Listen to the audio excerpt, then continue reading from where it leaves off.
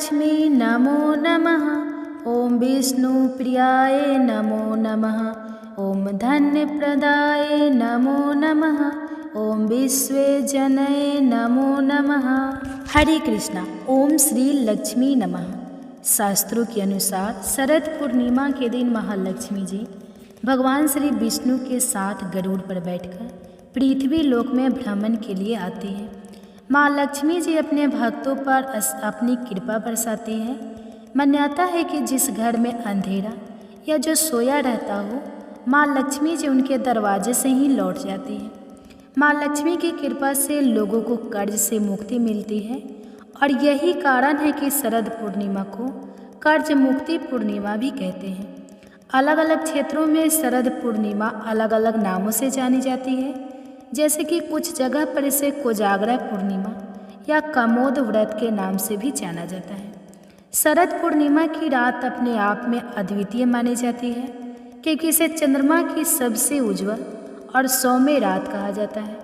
इस दिन चंद्रमा की किरणों में विशेष औषधि गुण होते हैं जो स्वास्थ्य और समृद्धि प्रदान करते हैं।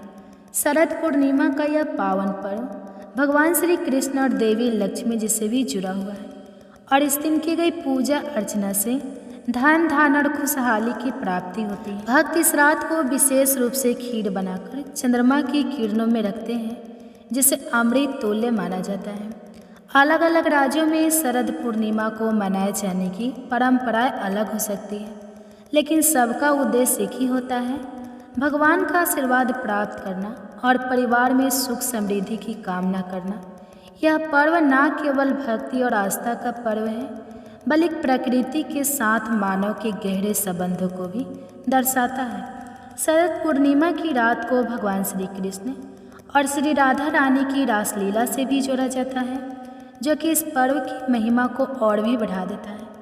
आज के दिन जो भक्त सच्चे मन से शरद पूर्णिमा की कथाओं का श्रवण करते हैं, उन पर भगवान श्री कृष्ण और राधा रानी की विशेष कृपा होती है।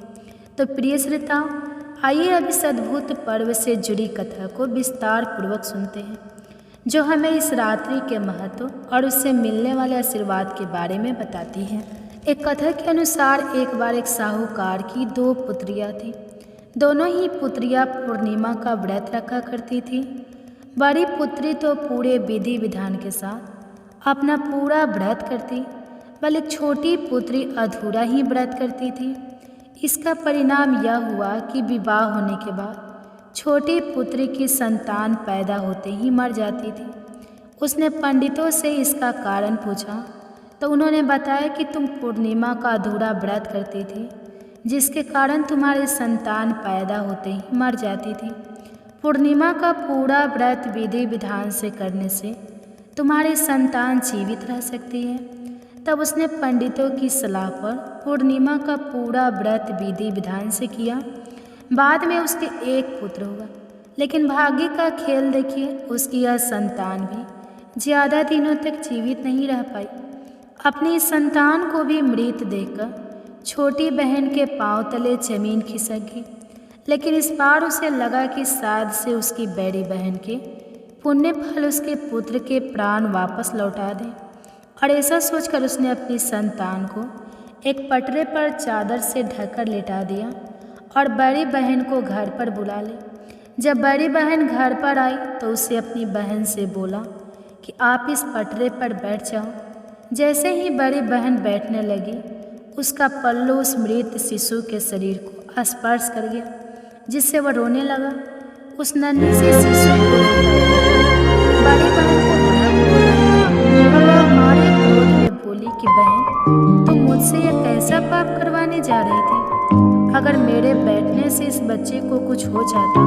तो ये सुनकर छोटी बहन बोली, अरे दीदी, यह तो पहले से ही मृत था।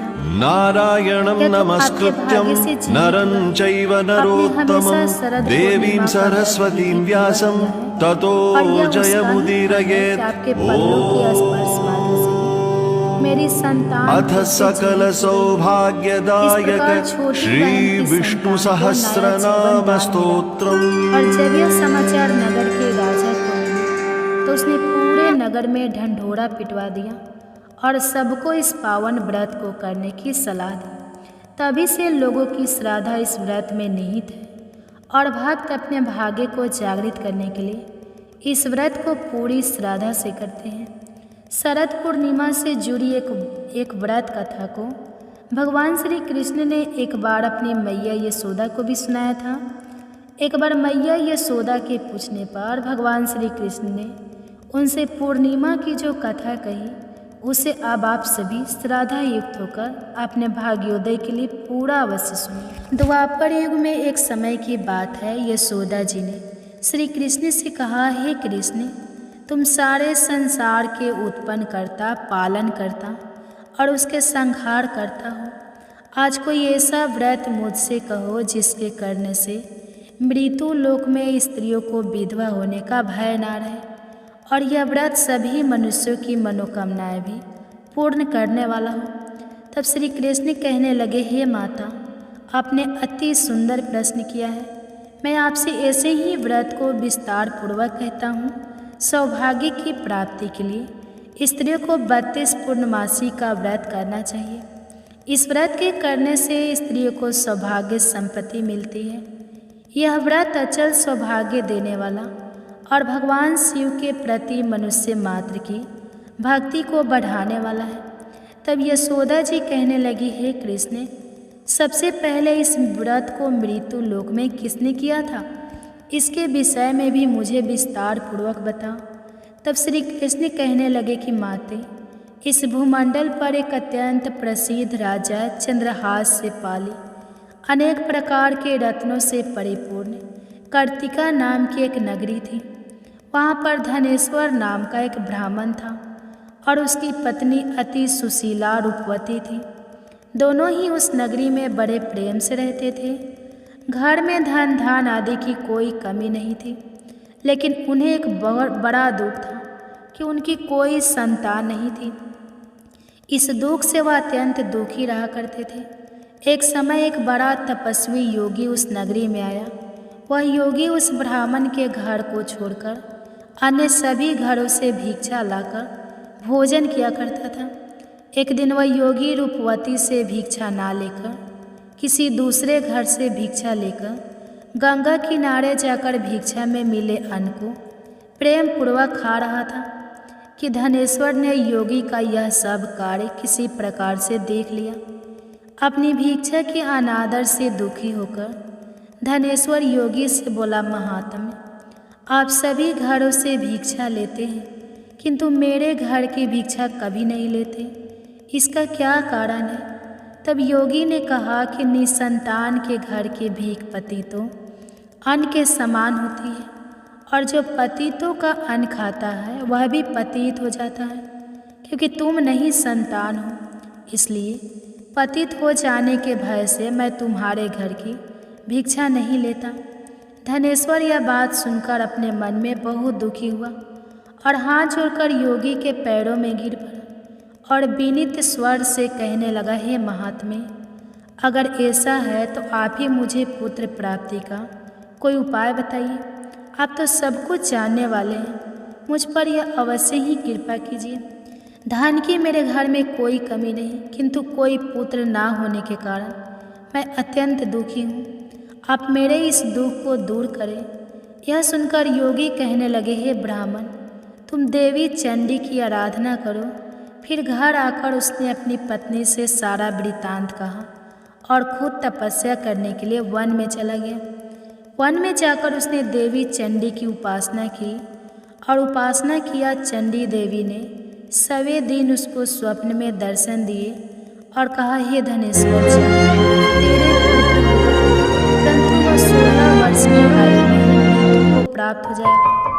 अगर तुम दोनों पति पत्नी 32 पूर्णमासियों का व्रत विधि पूर्वक करोगे तो वह दीर्घी होगा। जितनी तुम्हारी सामर्थ्य हो, आटे के उतने दिए बनाकर शिव जी का नारायणं नमस्कृत्यं नरं चैव नरोत्तमं देवीं सरस्वतीं व्यासं ततो जयमुदीरयेत्। उस पर चढ़कर तुम एक अथ सकल सौभाग्यदायक श्री विष्णु सहस्रनाम स्तोत्रम।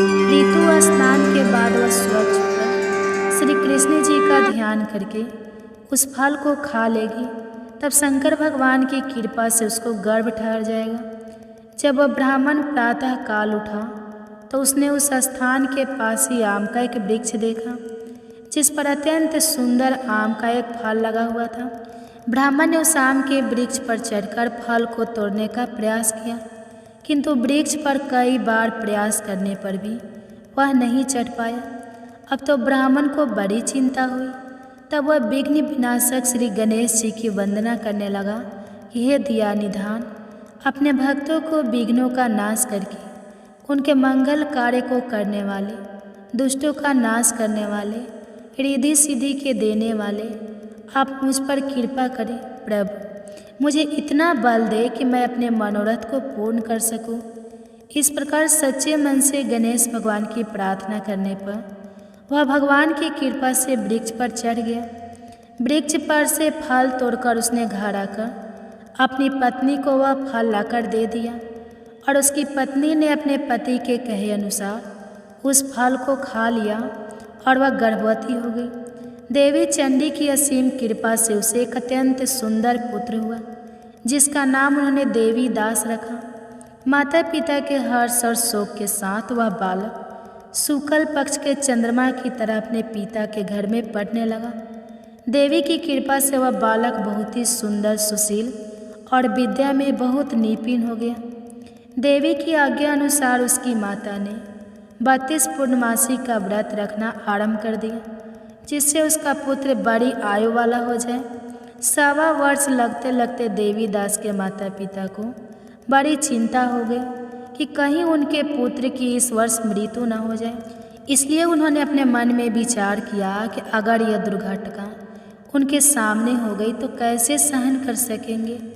इसलिए उन्होंने देवी दास के मामा को बुलाया और कहा, हमारी इच्छा है कि देवी दास 1 वर्ष तक काशी में जाकर विद्या अध्ययन करें और उसको तुम अकेला कभी नहीं छोड़ना। इसलिए तुम साथ में जाओ और 1 वर्ष के बाद इसको वापस लौटा लाना। सारा प्रबंध करके उसके माता पिता ने काशी जाने के लिए देवी दास को एक घोड़े पर बैठाया और उसके मामा को उसके साथ कर दिया। किंतु बालक के अल्पायु होने की बात बालक को या उसके मामा को नहीं कही। धनेश्वर ने अपनी पत्नी के साथ मिलकर अपने पुत्र की मंगल कामना और दीर्घायु के लिए देवी भगवती की आराधना और पूर्णमासियों का व्रत आरंभ कर दिया। इस प्रकार 32 पूर्णमासी का व्रत पूरा किया। कुछ समय बीतने के बाद एक दिन वह दोनों मामा और भांजे रास्ते में रात बिताने के लिए किसी ग्राम में ठहरे हुए थे। उस दिन उस गांव में एक ब्राह्मण की अत्यंत सुंदरी, सुशीला, विदुष और गुणवती कन्या का विवाह होने वाला था। जिस धर्मशाला के अंदर वर और उसकी बारात ठहरी हुई थी उसी धर्मशाला में देवी दास और उसके मामा भी ठहरे हुए थे। संयोगवश कन्या को तेल आदि चढ़ाकर मंडप आदि का कर्म किया गया तो लगन के समय वर को धनुवार्थ हो गया। वह हिलने डुलने और चलने में बिल्कुल असमर्थ हो गया।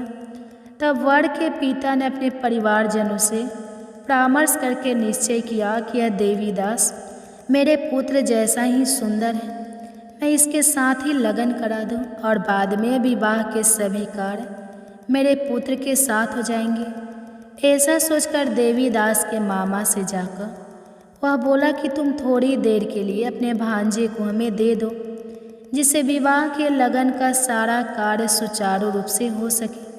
तब उसका मामा कहने लगा कि जो कुछ भी मधु पर्क आदि कन्यादान के समय वर को मिले वह सब हमें दे दिया जाए तो मेरा भांजा इस रात का दूल्हा बन जाएगा।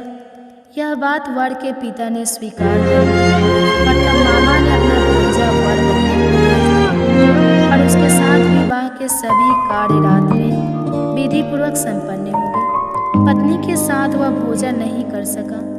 दुखी मन से वह सोचने लगा कि न जाने ये कैसी स्त्री होगी। वह एकांत में इसी नारायणं नमस्कृत्यं नरं चैव नरोत्तमं देवीं सरस्वतीं व्यासं ततो जयमुदीरयेत्।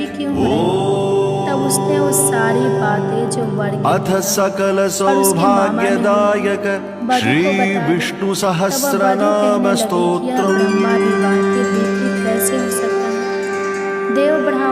अग्नि के सामने मैंने आपको ही अपना पति बनाया है, इसलिए आप ही मेरे पति हैं। मैं आपकी ही पत्नी रहूँगी, किसी अन्य की ही बिल्कुल नहीं। तब देवीदास ने कहा कि ऐसा मत करो, क्योंकि मेरी आयु बहुत थोड़ी है। मेरे मरने के बाद तुम्हारी क्या गति होगी, इस बात को अच्छी तरह सोच लो। परंतु वह वधू दृढ़ विचार वाली थी, बोली कि जो आपकी गति होगी वही मेरी भी होगी। हे स्वामी, आप उठिए और भोजन कीजिए, आप निश्चय ही भूखे होंगे। तब देवीदास और उसकी पत्नी ने मिलकर भोजन किया और रात में वे सो गए। प्रातःकाल देवीदास ने अपनी पत्नी को 3 नगों से जड़ी हुई एक अंगूठी और एक रुमाल दिया और बोला, प्रिय, इसे संकेत समझ कर रखो और शांत हो जाओ। मेरा स्मरण और जीवन जानने के लिए एक पुष्प वाटिका बना लो, उसमें सुगंधि वाली एक नव मालिका लगा लो। उसको हर दिन जल से सींचना और आनंद के साथ खेल कूदना और उत्सव मनाना। जिस समय और जिस दिन मेरी मृत्यु का होगा, यह फूल सूख जाएंगे और जब यह फिर से हरे भरे हो जाए तो समझ लेना कि मैं जीवित हूँ। यह बात निश्चय करके समझ लेना और इसमें कोई संयम मत करना। ऐसा समझा बुझा कर वह चला गया। प्रातःकाल होते ही वहाँ पर गाजे बाजे बजने लगे। जिस समय विवाह के कार्य समाप्त करने के लिए वर तथा सब बराती मंडप में आए, तो कन्या ने वर को भली प्रकार से देखकर अपने पिता से कहा कि यह मेरा पति नहीं है।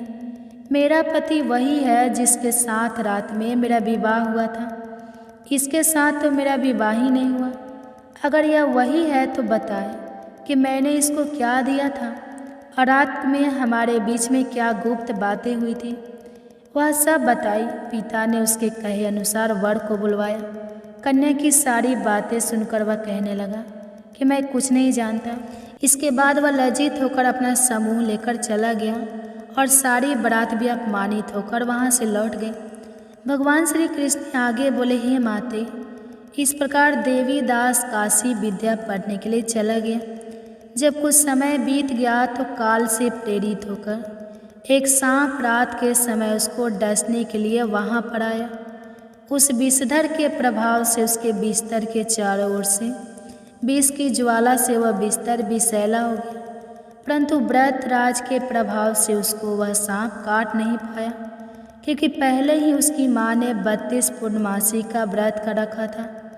इसके बाद मध्याह्न के समय स्वयं काल वहाँ पर आया और उसके शरीर से उसके प्राणों को निकालने का प्रयास करने लगा, जिससे वह मूर्छित होकर धरती पर गिर पड़ा। भगवान की कृपा से उसी समय देवी पार्वती जी के साथ श्री शंकर जी वहाँ पर आ गए। उसको मूर्छित दशा में देखकर देवी पार्वती ने भगवान से प्रार्थना की कि हे प्रभु, इस बालक की माता ने पहले 32 पूर्णमासी का व्रत किया था, जिसके प्रभाव से हे भगवान अब आप इसको प्राण दान दे दीजिए। देवी के कहने पर भक्त वत्सल भगवान ने उस बालक को प्राण दान दे दिया। इस व्रत के प्रभाव से काल को भी पीछे हटना पड़ा और देवीदास स्वस्थ होकर बैठ गया। उधर उसकी पत्नी उसके काल की प्रतीक्षा किया करती थी।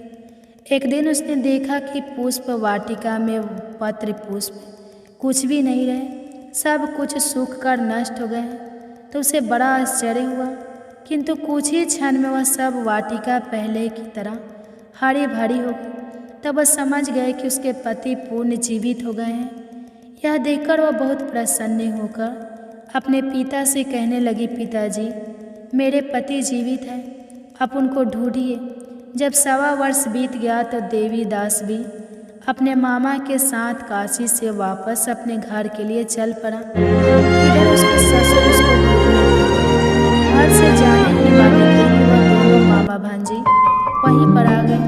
उसको आया देखकर उसका ससुर बड़ी प्रसन्नता के साथ उसे अपने घर में ले गए। उस समय नगर के निवासी भी वहाँ इकट्ठा हो गए और फिर सबने निश्चय किया नारायणं नमस्कृत्यं नरं चैव नरोत्तमं देवीं सरस्वतीं व्यासं ततो जयमुदीरयेत्। हे फिर सब कहने लगे कि अथ भला हुआ सकल जो सौभाग्यदायक और तब सब श्री नगरवासियों ने विष्णु खूब आनंद सहस्रनाम मनाया। कुछ ही दिन के बाद देवीदास अपनी पत्नी और अपने मामा के साथ अपने ससुर के घर से बहुत सारा उपहार लेकर अपने घर की ओर चल पड़ा।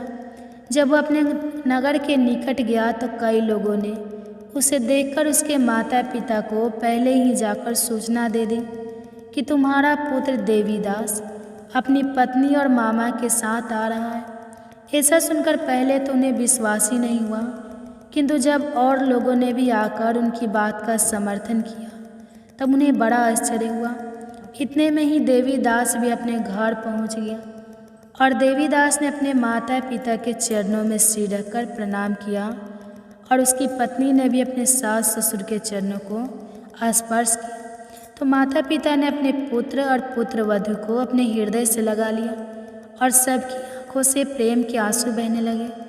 अपने पुत्र और पुत्र वधू के आने की खुशी में धनेश्वर ने बड़ा भारी उत्सव किया और ब्राह्मणों को भी बहुत चिदान दक्षिणा देकर प्रसन्न किया।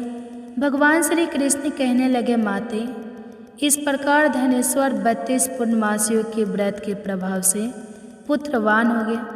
जो भी स्त्रियां इस व्रत को करती है वे जन्म जन्मांतर में भी वैधव का दुख नहीं भोगती और सदैव सौभाग्यवती रहती है। यह मेरा वचन है, इसमें कोई संदेह नहीं। यह व्रत पुत्र पत्रों को देने वाला तथा संपूर्ण मनोकामनाओं को पूर्ण करने वाला है। 32 पूर्णमासियों के व्रत करने से व्रती की सारी इच्छाएं भगवान की कृपा से पूर्ण हो जाती है। कथा समाप्त। तो प्रेम से बोले श्री कृष्ण भगवान की जय, माँ लक्ष्मी जी की जय। प्रिय श्रोता, कहा जाता है कि कोई भी पूर्णिमा का व्रत पूर्णिमा और अमावस्या की व्रत के कथा सुनने के बिना अधूरा माना जाता है। तो अब आप सुनिए पूर्णिमा और अमावस्या, दो बहनों की कथा। आज की वीडियो में आप सुनेंगे अमावस्या की कथा। इस कथा को अमावस्या के दिन अवश्य सुनना चाहिए और हाथ में पुष्प लेकर भी इस कथा को सुनना चाहिए। प्रेम से बोलिए उमा महेश्वराय भगवान की जय। प्रेम से बोलिए भगवान श्री लक्ष्मी नारायण जी की जय। किसी राज्य में एक राजा और एक रानी रहा करते थे। उनके 4 संतानें थीं, 2 लड़के थे और 2 लड़कियां थीं। एक लड़की का नाम था पूर्णिमा और दूसरी लड़की का नाम था अमावस्या। पूर्णिमा घर के कामों में निपुण थी और घर का पूरा काम अच्छे से करती थी। काम समाप्त होने पर वह भगवान की पूजा अर्चना भी किया करती थी। इसके अलावा उसका एक और नियम भी था कि वह रोजाना गौ माता की सेवा भी किया करती थी। वही उसकी दूसरी बहन अमावस्या ना तो घर का कोई काम करती थी और ना ही उसका कोई पूजा पाठ में रुचि थी और ना ही वह कभी गौ माता की सेवा किया करती। पूर्णिमा सर्वगुण संपन्न थी। फिर भी राजा और रानी अपने दोनों बेटों से और पुत्री अमावस्या को ही प्यार किया करते थे। वह पूर्णिमा को ज़्यादा नहीं चाहते थे, उसके साथ भेदभाव करते थे। समय के साथ राजा की 4 संतानें बड़ी हो रही थी। जब वे बड़ी हो गए तो राजा ने अपने दोनों पुत्रों का विवाह योग्य कन्याओं के साथ करवा दिया। इसके बाद रानी ने राजा से कहा कि हे राजन, अब दोनों पुत्रियों का विवाह भी करवा दो, वह भी विवाह योग्य हो गई है। लेकिन आप ऐसा करना कि पुत्री अमावस्या के विवाह किसी बड़े खानदान में कराना और पूर्णिमा का विवाह किसी गरीब परिवार में कराना, क्योंकि पूर्णिमा को तो केवल भगवान की पूजा पाठ और घर के काम काज करना पसंद है और साथ ही उसे गाय की सेवा करना भी बहुत पसंद है। गरीब घर में होगी तो इसके सारे काम हो जाएंगे और अमावस्या को कुछ करना पसंद नहीं है। इसके लिए बड़ा राजघराना देखना ताकि उसे कोई काम ना करना पड़े। तो रानी की बात सुनकर राजा ने कहा ठीक है और वह अपनी पुत्रियों के लिए रिश्ता ढूंढने के लिए निकल पड़े। राजा अपने पड़ोसी राज्य में जाकर वहाँ के राजा के पुत्र से अमावस्या का रिश्ता तय कर देते हैं और वही पासी के गांव में जाकर एक गरीब परिवार के लड़के से पुत्री पूर्णिमा का रिश्ता भी तय कर देते हैं। और घर आकर राजा ने सारी बात रानी को बताई तो रानी सोचने लगी कि अब देखते हैं भगवान इसकी मदद कैसे करते हैं। यह तो बहुत ही पूजा पाठ करती है और भगवान में सदा ही मग्न रहती है। तो पूर्णिमा का भाई और भाभी पूर्णिमा से बहुत ही प्यार करते थे, क्योंकि पूर्णिमा उनके घर के कामों में उनका साथ देती थी, हर काम में उसका हाथ बटाती थी। जबकि अमावस्या अपने भाई भाभी की कोई सहायता नहीं करती थी, उन पर अपना रोब जमाती थी और ना ही कोई घर का कार्य करती थी। ऐसा करते करते कई महीने बीत गए। अमावस्या और पूर्णिमा दोनों का विवाह हो गया। राजा और रानी ने अपने दोनों बेटियों की विदाई कर दी। विदाई करते समय राजा और रानी ने अमावस्या बेटी को खूब सारे धन दौलत देकर विदा किया और पूर्णिमा को कुछ भी नहीं दिया, खाली हाथ अपने घर से विदा कर दिया। इसके बाद दोनों बहनें अपने अपने ससुराल चली गई। कुछ दिन बीत गए। एक दिन अमावस्या अपने घर पर शिव जी की कथा रखती है, जिसमें वह सभी गांव वालों को निमंत्रण भेजती है पर अपनी बहन पूर्णिमा को नहीं बुलाती है। जब गांव की सभी औरतें अमावस्या के यहाँ जाती है तो उन्हें इस तरह से जाता हुआ देखकर पूर्णिमा उनसे पूछती है कि आप सब इस तरह से तैयार होकर कहाँ जा रही है। तो औरत पूर्णिमा से कहती है कि तुम्हारी बहन के यहाँ शिव जी की कथा रखी है, क्या तुम वहाँ पर नहीं जाओगी? तो पूर्णिमा कहती है कि मुझे तो मेरी बहन ने निमंत्रण भी नहीं भेजा तो मैं नहीं जा सकती। तभी गांव की औरतें पूर्णिमा से कहती है कि बुलावा नहीं आया तो क्या हुआ, तुम्हारी बहन है, भूल गई होगी। यह तो भगवान शिव की कथा है, सुनने जाने में क्या हर्ज है। हम तो कहते हैं कि तुम हमारे साथ चलो। तो पूर्णिमा गांव की औरतें की बात मानकर उनके साथ भगवान शिव की कथा सुनने के लिए अमावस्या के घर चली जाती है। जब अमावस्या की नज़र पूर्णिमा पर पड़ती है तो वह कहती है कि पूर्णिमा तुम यहाँ कैसे चली है, मैंने तो तुम्हें बुलाया ही नहीं। खैर कोई बात नहीं, तुम आ ही गई हो तो चुपचाप बैठी रहना और मेरे यहाँ रिश्तेदारों को यह भूल कर भी मत बताना कि तुम मेरी बहन हो। कहते हुए अमावस्या ने अपनी बहन पूर्णिमा की गरीबी का मजाक उड़ाया।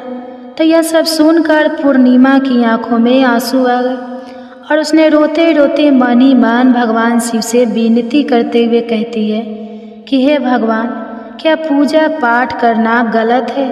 गौ माता की सेवा करना गलत है?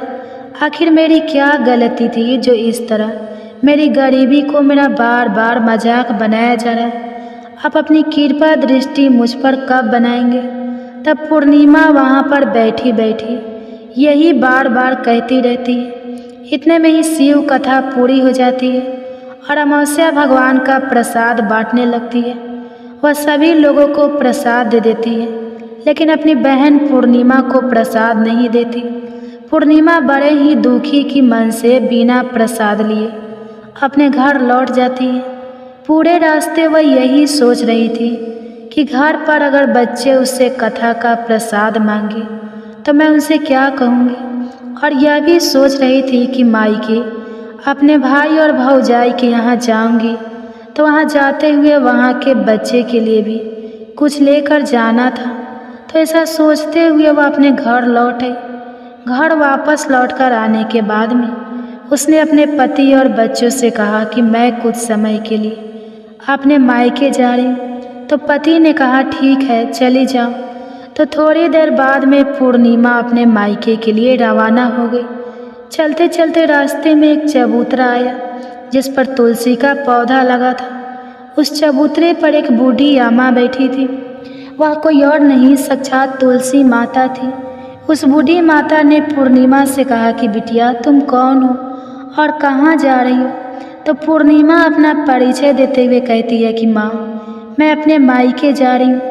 तो बूढ़ी औरत ने पूर्णिमा से कहा कि बेटी यहाँ तुलसी का पौधा सूख रहा है, इसमें थोड़ा सा पानी डाल दो और इस चबूतरे को साफ कर दो जिससे मुझे थोड़ी ठंडक मिलेगी। तो पूर्णिमा ने कहा कि ठीक है माँ, मैं मैं तुलसी के पौधे में पानी डाल देती हूँ और यहाँ की साफ सफाई भी कर देती हूँ। तो पूर्णिमा ने साफ सफाई करने के बाद बूढ़ी अम्मा को भी नहला दिया। बूढ़ी अम्मा की सेवा भी की, उनके पैर दबाए, हाथ पैरों में तेल की मालिश की, कंघी की और फिर पूछा कि माँ मैं आपकी क्या सेवा करूं?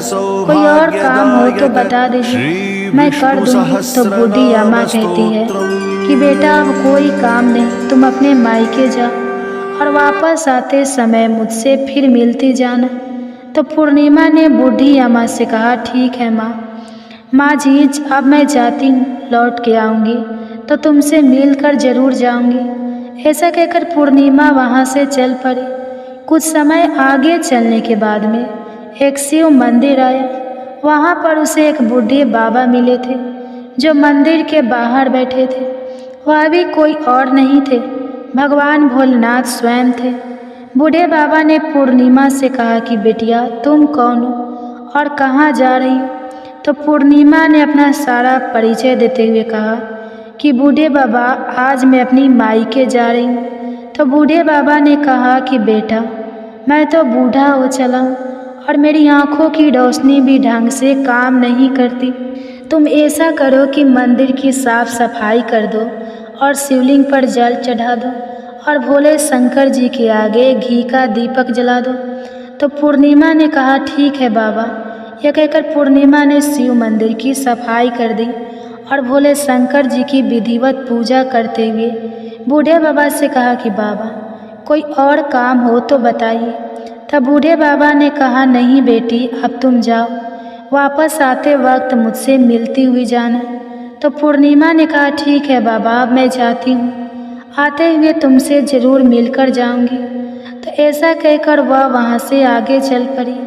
आगे चलते चलते पूर्णिमा को एक काली माता का मंदिर दिखाई दिया। वहाँ पर भी एक बूढ़ी अम्मा चबूतरे पर बैठी हुई थी। तो उस बूढ़ी औरत ने पूर्णिमा से कहा कि बेटी तुम कौन हो और कहाँ जा रही हो? तो पूर्णिमा ने उस बूढ़ी औरत को भी अपना सारा परिचय दिया और बताया कि मैं अपनी मायके जा रही हूँ। तो बूढ़ी औरत सुनकर यह कहती है कि बेटा अच्छी बात है, लेकिन तुम ऐसा करो यहाँ पर पूजा पाठ करने के लिए तो सभी आते हैं, लेकिन मंदिर की साफ सफाई कोई नहीं करता, इसलिए तुम इस मंदिर की सफाई कर दो और चबूतरे की भी साफ सफाई कर दो। तो पूर्णिमा ने कहा ठीक है माँ जी। यह कहकर पूर्णिमा ने पूरे मंदिर की और चबूतरे की साफ सफाई कर दी और पूजा पाठ भी की। उस बूढ़ी माता का श्रृंगार भी कर दिया। बूढ़ी माँ के पैर दबाए और कहती है कि माँ जी जरा काम हो गया, अगर मेरे लायक कोई और काम हो तो मुझे बताइए, मैं उसे भी कर देती हूँ। तो बूढ़ी अम्मा कहती है नहीं बेटी अब तो तुम जाओ, लेकिन मायके से आते वक्त मुझसे मिलते हुए जाना। फिर पूर्णिमा कहती है ठीक है और वह आगे चल पड़ी। आगे चलते चलते एक नदी आती है। वहाँ पर भी एक बूढ़ी अम्मा बैठी थी। वह कहती है बेटी तुम कौन हो, कहाँ से आई हो और कहाँ जा रही हो? तो पूर्णिमा उस बूढ़ी औरत को भी अपना पूरा परिचय देते हुए बताती है कि अम्मा मैं अपने मायके जा रही हूँ। तो बूढ़ी औरत पूर्णिमा से कहती है कि बेटा यह तो अच्छी बात है, नदी पर स्नान करने तो सभी आते हैं, लेकिन यहाँ पर कोई साफ सफाई नहीं करता, इसलिए तुम ऐसा करो कि नदी के किनारे पर साफ सफाई कर दो। तो पूर्णिमा कहती है ठीक है माँ जी और वह वहाँ की साफ सफाई में लग जाती है। सारी साफ सफाई समाप्त करके बूढ़ी अम्मा के पैर दबाती है और कहती है कि माँ जी और कोई काम हो तो बताइए। तो बूढ़ी औरत कहती है कि नहीं बेटा अब तुम जाओ और जब मायके से लौट कर आओ तो मुझसे मिलते हुए जाना। इस नाव में बैठकर नदी के दूसरे किनारे पर पहुँच जाओ। तो यह कहते हुए वह बूढ़ी अम्मा एक नाव की तरफ इशारा करती है। तो पूर्णिमा उस नाव में बैठकर नदी के दूसरे पार चली जाती है और वहाँ से अपने मायके के घर पहुँच जाती है।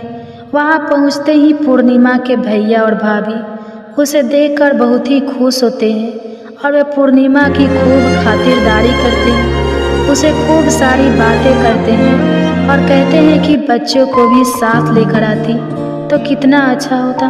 तो यह सब कुछ देखकर पूर्णिमा बहुत ही खुश होती है और सोचती है कि कोई तो है जो मुझे देखकर इतना खुश होता है। इस तरह पूर्णिमा ने अपने मायके में कुछ दिन बड़ी ही हंसी खुशी के साथ बिताए और फिर अपने भैया और भाभी से कहा कि मैं अपने ससुराल वापस जाना चाहती हूँ। तो उसकी भाभी ने उसके लिए एक बहुत सुंदर साड़ी दी और बच्चों के लिए थैला भरकर कपड़े, मिठाई और खिलौने दिए और साथ ही रास्ते में खाने पीने के लिए भी कुछ चीज़ें रखी और कहा कि तुम तो बहुत ही दिनों के बाद आती हो, अब की बार बहुत ही जल्दी हमसे मिलने के लिए दोबारा आना। यह कहते हुए पूर्णिमा की भाभी ने पूर्णिमा के हाथ में वह थैला दिया और बड़ी ही हंसी खुशी से उसे विदा किया।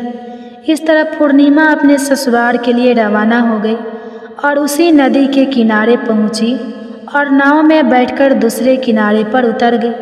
वहां उतरने के बाद वहां पर उसे वही बूढ़ी अम्मा मिली जो साक्षात गंगा मैया थी। उस बूढ़ी अम्मा ने पूर्णिमा को एक थैला दिया और कहा कि तुम इसे घर जाकर ही खोलना। अब पूर्णिमा के पास 2 थैले हो गए, एक तो उसकी भाभी ने दिया था और दूसरा गंगा मैया ने दिया। तो उन दोनों को लेकर जब वह आगे चल पड़ी, चलते चलते फिर वही काली माता का मंदिर आया।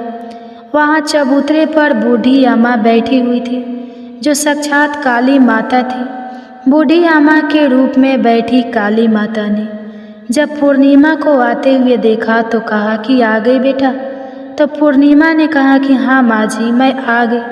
मैंने आपसे कहा था कि मैं आते हुए आपसे ज़रूर मिलकर जाऊंगी। तो काली माता ने भी उसे एक थैला दिया और कहा कि तुम यह थैला अपने घर जाकर खोलना। अब तो पूर्णिमा के पास 3 थैले हो गए। तीनों थैले लेकर पूर्णिमा वहाँ से चल पड़ी। चलते चलते शिव जी का मंदिर आया जहाँ बूढ़े बाबा के रूप में स्वयं शिव जी विराजमान थे। बूढ़े बाबा ने पूर्णिमा से कहा कि बेटी आ गई। तो पूर्णिमा ने कहा हाँ बाबा, मैं आ गई। तो उन बूढ़े बाबा ने भी पूर्णिमा को एक थैला दिया और कहा कि बेटा तुम इस थैले को अपने घर जाकर ही खोलना। तो पूर्णिमा ने कहा कि ठीक है बाबा, और यह कहकर पूर्णिमा वहाँ से चल पड़ी। अब पूर्णिमा के पास 4 थैले हो गए। अब पूर्णिमा 4 थैलों को एक साथ कैसे लेकर जाती? तो उसने अपनी एक पुरानी साड़ी निकाली और सारे थैलों को साड़ी में रखकर बांध लिया। एक गठरी बनाकर सिर पर रखकर वो रवाना हो गई। चलते चलते उसे फिर रास्ते में तुलसी माता बूढ़ी अम्मा की रूप में मिलती है और कहती है कि पूर्णिमा तुम आ गई। तो पूर्णिमा कहती है कि हाँ माँ जी, मैं आ गई। मैंने आपसे कहा था कि मैं आते हुए ज़रूर मिलकर जाऊंगी। तो बूढ़ी अम्मा कहती है कि बेटा, मैं तो तेरी ही राह देख रही थी। न जाने कितने दिन हो गए तुम्हें गए हुए। तुमने अच्छा किया जो मुझसे मिलने के लिए आ गई। यह कहते हुए बूढ़ी अम्मा उसे एक थैला देती है और कहती है कि बेटा यह थैला ले जाओ और अपने घर जाकर ही खोलना। तो पूर्णिमा ने कहा कि ठीक है माँ जी, आपने जैसा कहा मैं वैसा ही करूँगी। यह कहते हुए पूर्णिमा ने वह 5वां थैला वहाँ से लेकर रवाना हो गई। अब एक गठरी सिर पर और एक थैला हाथ में लिए जैसे ही वह अपने ससुराल के घर पहुँचती है तो उसे देखकर उसके बच्चे बड़े ही खुश होते हैं और कहते हैं कि माँ, मामा के यहाँ से क्या लेकर आई हो, हमें जल्दी से दिखाओ। हमें तो लगता है खूब सारा धन लेकर आई हो। अब की बार मामा ने हमारे खाने के लिए क्या भेजा है, हमें जल्दी से दिखाओ। तो पूर्णिमा कहती है कि बेटा थोड़ा सब्र करो। यह कहते हुए पूर्णिमा अपने सिर पर से गठरी को नीचे रखती है और उसे खोलकर सबसे पहले अपने मायके का थैला खोलकर देखती है तो उसमें बच्चों के लिए अच्छे अच्छे कपड़े, खाने पीने के सामान, बच्चों के खेलने के लिए खिलौने और कुछ गहने भी रखे थे। तो उसे देखकर वो मन ही मन बहुत ही खुश होती है और अपने भैया भाभी को खूब आशीष देती है। फिर पूर्णिमा कपड़े अपने बच्चे को दे देती है और खाने पीने की चीज़ें भी बच्चों को देकर अपने बच्चों का चेहरा निहारने लगती है। उसके बच्चे अपने जीवन में पहली बार इतना सब कुछ सामान देख रहे थे तो वे बहुत ही खुश थे। इसके बाद पूर्णिमा ने दूसरा थैला खोला जो गंगा मैया ने दिया था, तो उसमें ढेर सारे हीरे ज्वारा सोने चांदी आदि थे। उसके बाद में पूर्णिमा ने तीसरा थैला खोला जिसे काली माता ने दिया था। उसमें बहुत सारा सोना और श्रृंगार का सामान भरा हुआ था। तो यह देखकर पूर्णिमा बहुत ही खुश हुई और फिर उसने चौथा थैला खोला जो भोले शंकर ने दिया था। वो थैला धन संपत्ति से भरा हुआ था, बहुत सारी खुशियाँ भरी थी। इसके बाद में पूर्णिमा ने पांचवा थैला खोला जो तुलसी मैया ने दिया था। उसमें चावल, दाल और 7 प्रकार के खाने की चीजें भरी हुई थी। अब पूर्णिमा के घर में किसी भी चीज की कोई कमी नहीं थी। उसका घर धन धान्य से भरा हुआ था और परिपूर्ण था। पूर्णिमा और उसका परिवार सुखपूर्वक जीवन व्यतीत करने लगे। तो पूर्णिमा के मन में एक दिन विचार आया कि क्यों ना मैं भी शिव जी की कथा करवाऊं। तो उसने भी शिव जी की कथा का एक कार्यक्रम रखा और पूरे गांव वालों को निमंत्रण दिया। घर घर जाकर सभी लोगों को बुलावा देकर आई। पूर्णिमा अपनी बहन अमावस्या के घर भी गई और शिव जी की कथा सुनने के लिए उसे न्योता दी। तो अमावस्या ने जब पूर्णिमा को देखा तो सोचने लगी कि इतने गहने पहने हुए, इतने सुंदर वस्त्र पहन रखे हैं, इसका घर तो बहुत गरीब है, फिर इतना सब कुछ इसके पास कैसे आए? यह जानने के लिए इसके घर तो जाना पड़ेगा। यह सोचकर अमावस्या पूर्णिमा के घर शिव कथा सुनने के लिए आ गई। तो उसने देखा कि पूर्णिमा के घर में कोई चीज़ की कहीं भी कुछ कमी नहीं थी। तो इतनी सारी धन दौलत देखकर अमावस्या आश्चर्यचकित हो गई और पूर्णिमा से पूछने लगी कि तुम्हारे घर में इतनी धन दौलत कहाँ से आई? तो पूर्णिमा ने कहा कि देखो बहन, तुमने शिव जी की कथा में मुझे नहीं बुलाया था, फिर भी मैं चली आई। तुमने मुझे प्रसाद तक नहीं दिया और मेरी गरीबी का मजाक उड़ाया था। उसके बाद मैं अपने घर आ गई और घर आते हुए मन में यही सोच रही थी कि अपने मायके जाऊंगी और बच्चों के लिए कुछ लेकर आऊंगी। तुमने तो मेरे बच्चों के लिए प्रसाद तक नहीं दिया, इसलिए मैं तुम्हारे यहाँ से आते ही मायके चली गई। यह कहते हुए पूर्णिमा ने उसके बाद जो घटना हुई वह सारी की सारी अमावस्या के बताई। तो ये सारी बात सुनने के बाद अमावस्या कहती है कि तुम मुझे प्रसाद मत दो और मुझे खूब डांट लगा। तो पूर्णिमा कहने लगी कि यह तो भगवान का प्रसाद है, मैं तो सबको दूंगी और तुम्हें भी दूंगी। इतना कहने पर भी अमावस्या ने प्रसाद नहीं लिया। वह बिना प्रसाद के सीधे अपने घर चली गई। घर जाकर अपने बच्चों और पति से कहने लगी कि मैं मायके जा रही हूँ। तो उसके पति ने कहा कोई बात नहीं, कुछ दिन रुककर चली आना, अभी मुझे कोई काम है। तो अमावस्या ने अपने पति की एक नहीं सुनी और अपने मायके जाने के लिए तैयार हो गई। जैसे ही वह मायके जा रही थी तो रास्ते में तुलसी माता चबूतरे पर बैठी हुई बूढ़ी माता के रूप में मिली। तो बूढ़ी माता ने अमावस्या से कहा कि बेटी तुम कौन हो और कहाँ जा रही हो? तो अमावस्या ने अपना परिचय देते हुए कहा कि मैं अपने मायके जा रही हूँ। तो बूढ़ी अम्मा बोली कि बेटा यह तो अच्छी बात है, पर तुम ऐसा करो कि यह तुलसी का पौधा सूख रहा है, इसमें थोड़ा सा पानी डाल दो और इस चबूतरे की साफ सफाई कर दो। तो बूढ़ी अम्मा की इतना कहते ही अमावस्या ने गुस्से में आकर कहा कि बुढ़िया तुम्हें दिखाई नहीं देता, मैंने इतनी महंगी साड़ी पहन रखी है, साफ सफाई करूँगी तो यह गंदी हो जाएगी और यहाँ आसपास पानी भी नहीं है, मैं कहाँ से पानी लाकर तुलसी के पौधे में डाल दूँ? तुम्हारे और तो कोई काम नहीं है, तुम ही ऐसा करो कि आसपास कहीं पर पानी होगा, लाकर इस पौधे में डाल देना। ऐसा कहकर अमावस्या वहाँ से चल पड़ी। चलते चलते शिव मंदिर आया। वहाँ पर भगवान शिव बूढ़े बाबा का रूप धारण किए हुए बैठे थे। उसे देखते ही पूछा कि बेटा तुम कहाँ जा रही? तो अमावस्या ने कहा कि मैं अपनी मायके जा रही हूँ। तो बूढ़े बाबा ने कहा कि बेटा मंदिर की साफ सफाई कर दो और भोले शंकर की पूजा कर दो, आजकल मुझे थोड़ा कम ही दिखाई देता है। तो बूढ़े बाबा के साफ सफाई वाली बात सुनकर अमावस्या को गुस्सा आ गया और वह गुस्से में माना करते हुए वहाँ से आगे चल पड़ी। आगे चलते चलते काली माता का मंदिर दिखाई दिया। वहाँ पर काली माता बूढ़ी अम्मा के रूप में बैठी हुई थी। तो अमावस्या को देखते ही काली माता ने पूछा कि बेटी तुम कौन हो और कहाँ जा रही हो? तो अमावस्या ने कहा कि मैं अपने मायके जा रही हूँ। तो बूढ़ी अम्मा बोली कि बेटा तुम मेरा एक काम कर दो, इस मंदिर में पूजा पाठ करने तो सभी लोग आते हैं, लेकिन साफ सफाई कोई नहीं करता। तुम ऐसा करो, मंदिर की साफ सफाई कर दो। तो अमावस्या इस बात पर भड़क पड़ी और कहने लगी, ना तो मैं तुम्हारे इस मंदिर की पूजा पाठ करूंगी और ना ही इसकी सफाई करूंगी। तुम मुझसे कह रही हो, इससे अच्छा तो यह है कि इस मंदिर की सफाई तुम खुद करो, तुम्हारे और कोई काम नहीं। ऐसा कहकर वह वहाँ से चल पड़ी। आगे चलते चलते फिर वही नदी आई। उसके किनारे पर भी एक बूढ़ी अम्मा बैठी थी। उसे देखते ही बोली कि बेटा तुम कहाँ जा रही हो और कौन हो? तो उसने कहा कि मैं अपनी मायके जा रही।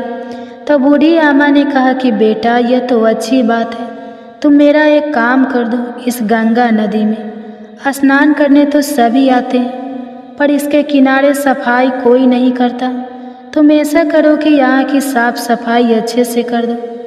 तो बूढ़ी माई की इतना कहते ही अमावस्या को गुस्सा आ गया। उसने कहा कि तुम्हें दिखाई नहीं देता मैंने इतनी महंगी साड़ी पहन रखी है? मैं यहाँ के राजा की बेटी हूँ, मैं कोई नौकरानी नहीं हूँ जो तुमने कह दिया और मैं यहाँ पर सफाई करने लगी। तो इस तरह बूढ़ी अम्मा को भला बुरा कहते हुए अमावस्या जैसे ही नाव में बैठने लगी तो नाव में फूलों की जगह कांटे भरे हुए थे, लेकिन वह अपने अधिक गुस्से के कारण उन कांटों से भरी नाव में ही बैठ गई। इसके पैर में कांटे बार बार चुभ रहे थे। जैसे ही वह दूसरे किनारे पर पहुंची तो वहां पर उतरकर वह अपनी मायके चली गई। उसके पैरों से खून निकल रहा था। तो उसके भाई और भाभी ने उसे देखा, उसके पैरों के बारे में उसे कुछ भी नहीं पूछा और मन ही मन कहने लगी कि ना तो यह कोई काम करती है और ना ही बात मानती है। अब क्या कहना, पूर्णिमा तो हमारे काम काज में हाथ बटाती थी, यह तो कुछ करने वाली नहीं। इससे ज़्यादा बातचीत करना ठीक नहीं, बात नहीं करेंगे तो जल्दी ही वापस भी चले जाएंगे। ऐसा सोचकर उन्होंने अमावस्या से ज़्यादा बातचीत नहीं की और जल्दी जल्दी खाना बनाया और खा पीकर वो सारे सो गए। अमावस्या जब सुबह उठी तो उसने अपनी भाभीयों से कहा कि भाभी मैं ससुराल जा रही हूँ। तो उन्होंने कहा ठीक है जाओ। तो अमावस्या बोली कि पूर्णिमा को तो आपने एक थैला दिया था और मुझे कुछ नहीं दोगी? तो भाई और भाभी ने कहा कि तुम जाओ, तुम्हारा थैला तुम्हारे घर पहुंच जाएगा। फिर अमावस्या वहां से चल पड़ी और चलते चलते नदी के किनारे पहुंची तो वहां पर गंगा मैया बूढ़ी औरत का रूप धारण किए हुए बैठी थी। बूढ़ी माँ ने कहा कि आ गई बेटी? तो अमावस्या बोली हाँ मैं आ गई। कुछ देर तक अमावस्या वहीं पर खड़ी रही तो बूढ़ी अम्मा ने उसे कुछ भी नहीं दिया। तो अमावस्या बोली कि पूर्णिमा को तो तुमने एक थैला दिया था, क्या मुझे नहीं दोगी? तो बूढ़ी अम्मा ने कहा कि तुम घर जाओ, तुम्हारा थैला तुम्हारे घर पहुंच जाएगा। तो वह वहां से चल पड़ी। आगे चलने पर उसे काली मैया मिली। उसे देखते ही अमावस्या ने कहा कि मेरा थैला कहाँ है? तुमने पूर्णिमा को एक थैला दिया था। तो काली अम्मा का रूप धारण किए हुए बूढ़ी अम्मा बोली कि तुम अपने घर जाओ, तुम्हारा थैला तुम्हारे घर पहुंच जाएगा। तो यह सुनकर अमावस्या वहां से चल पड़ी। चलते चलते रास्ते में फिर वही शिव मंदिर आया। वहां पर भोली शंकर बूढ़े आदमी का रूप धारण किए हुए बैठे थे। उन्हें देखते ही अमावस्या बोली कि मेरा थैला कहाँ है? तो बूढ़े बाबा ने कहा कि तुम घर जाओ, तुम्हारा थैला तुम्हारे घर पहुंच जाएगा। तो अमावस्या वहां से आगे चल पड़ी। आगे चलते चलते उसे तुलसी माता बूढ़ी अम्मा का रूप धारण किए हुए वहां पर बैठी हुई मिली। तो अमावस्या को देखते ही कहा कि आ गई बेटा? तो अमावस्या ने कहा कि हाँ मैं आ गई। मेरा थैला कहाँ है? पूर्णिमा को तो आपने थैला दिया था। तो अमावस्या की बात सुनकर तुलसी मैया ने कहा कि तुम अपने घर जाओ, तुम्हें तुम्हारा थैला वहीं पर मिल जाएगा। तो अमावस्या वहाँ से जल्दी जल्दी अपने घर की ओर चल पड़ी। जैसे ही वह अपने घर पहुँची तो आंगन में देखा कि वहाँ पर 5 थैले पड़े हैं। अमावस्या ने मन में सोचा कि अब तो मेरे पास भी खूब सारी धन दौलत हो जाएगी। तो उसने जल्दी जल्दी सारे थैले को खोल कर देखा। किसी में मिट्टी भरी थी तो किसी में पत्थर रखे थे, किसी में कोयला था और मायके वाला थैला बिल्कुल खाली था।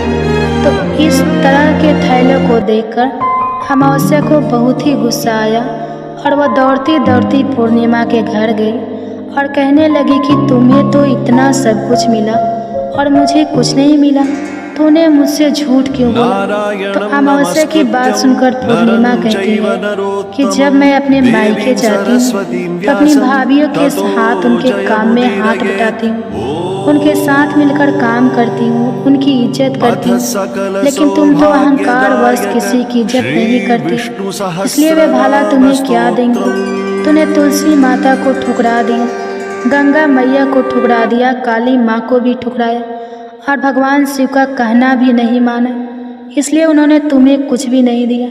मैंने उन सब का कहा हुआ काम बड़े ही श्रद्धा भाव से किया था, इसलिए यह सब कुछ मुझे प्राप्त हुआ है। यह सब मुझे पूजा और भक्ति से मिला है। तो यह सब सुनकर अमावस्या कहती है कि बहन मुझे माफ़ कर दो, मैंने तुम पर हमेशा अत्याचार किया है। माँ ने भी हमेशा हम दोनों के बीच में भेदभाव रखा था। आज मेरी आंखें खुल गई हैं, मुझे कुछ नहीं मिला, कोई बात नहीं, पर मैं भी भगवान की भक्ति करना चाहती हूँ और भगवान की भक्ति करके सब कुछ प्राप्त कर लूँगी। इन सब चीज़ों का रहस्य बताओ। तो पूर्णिमा कहने लगी तुम 3 सूत्र का ज्ञान ले लो और उसकी कथा करना। पहले सूत्र में दया मांगना, दूसरे सूत्र में कथा मांगना और तीसरे सूत्र में 108 बार ओम नमः शिवाय का जाप करना। बहन यह सूत्र भगवान ने स्वयं दिए हैं, इसलिए तुम इनको अपने हृदय में बसा लेना। मैंने भी इन 3 सूत्रों को अपने जीवन में अपनाए थे और सच्चे मन से भगवान की भक्ति और पूजा पाठ की थी, तभी तो मुझे इतने गरीब घर में ब्याहने के बाद भी आज मेरे पास सब कुछ है और तुम्हारा एक अमीर घरानों में विवाह होने के बाद भी आज सब कुछ नष्ट हो गया है। तो ये 3 सूत्र अपने मन में रखकर अमावस्या अपने घर चली गई और भगवान की पूजा पाठ करने लगी और भगवान शिव से माफ़ी मांगते हुए कहा कि हे भोले शंकर, मुझे माफ़ कर दो जो मैंने अपनी बहन पूर्णिमा पर इतने अत्याचार किए। शिव कथा में वह बिना बुलाए आई, फिर भी मैंने उसका अपमान किया, मुझे माफ़ कर दो। अब मैं पूरे विधि विधान से पूजा अर्चना किया करूँगी। और फिर वह गौ माता की सेवा भी करने लगी और दूसरों की मदद भी करने लगी, जिसकी वजह से उसके घर धन धन से परिपूर्ण हो गया।